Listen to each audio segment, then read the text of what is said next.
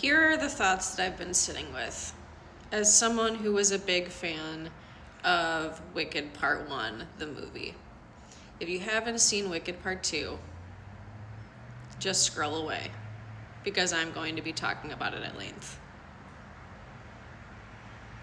So for me, the end of Wicked Part 1, it set a precedent that said, Elphaba has seen the massive systemic failure by design, the political actors who have called themselves great and the public believes are great,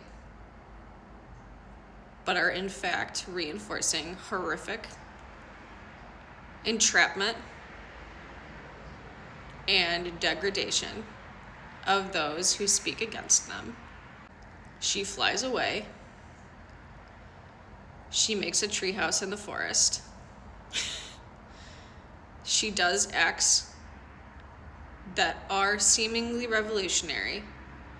The public is being fed propaganda. The public believes the propaganda. Glinda is obviously having the cracks of her unfulfilling childhood princess dream fulfilled and finding them to be unfulfilling and that her life is a lie. But she is choosing to stick to that lie. And then there's the male love interest who's just like, if you ask me, boring.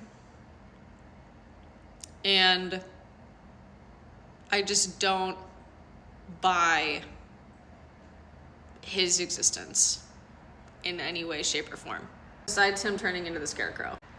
So anyway, it's the ego that's driving the bus here. And then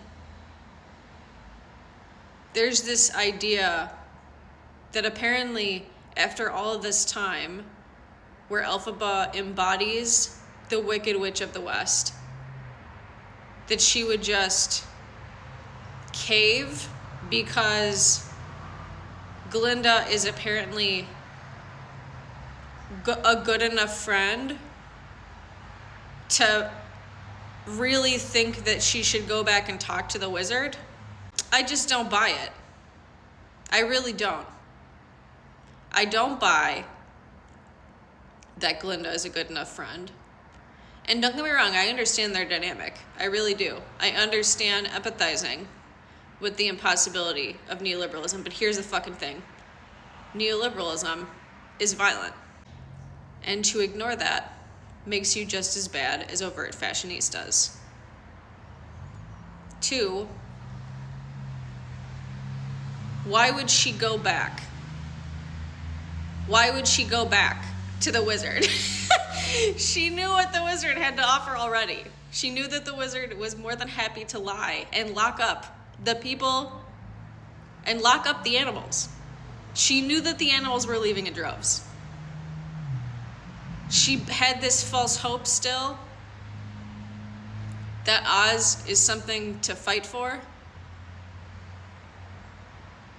And that's where I think I fundamentally don't understand. I think that's where our ideologies diverge. So maybe what they're showing, maybe my problem is I had a fundamental misunderstanding of Elphaba. Maybe she was always a democratic socialist character and not a leftist character. Because it seems like she must have been. Because she's more than happy to actually shake hands with a fascist. Is this how I'm finding out that Elphaba was actually Mom Donnie in disguise? And that she's more than happy to shake hands and cave?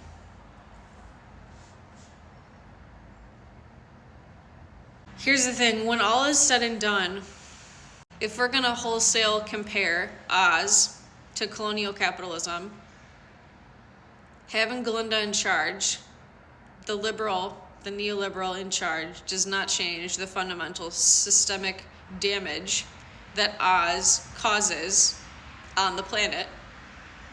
Even if all of the folks that have been caged are released, it doesn't change the fundamental damage of that harm.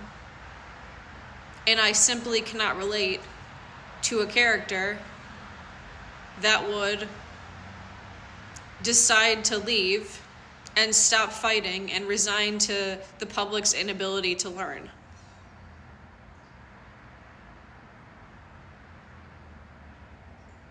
I think at the end of the day, unfortunately, I had higher hopes, and I suppose that's rather naive of me.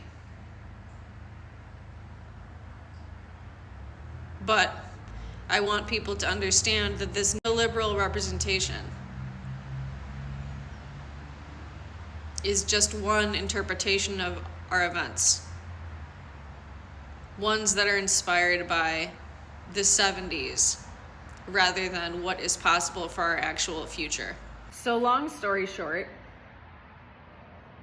my hope is not derived from a belief in colonial capitalism or the United States as a colonial project, but from the ability for humanity to be challenged and become better. And that's a fundamentally different foundation than the belief that Elphaba clearly has throughout the film. And notice how it's easy to misconflate those things, and how it can seem as if those two things are the same when they are in fact dramatically different and offer us very different ideas of the past, the present, and what is possible.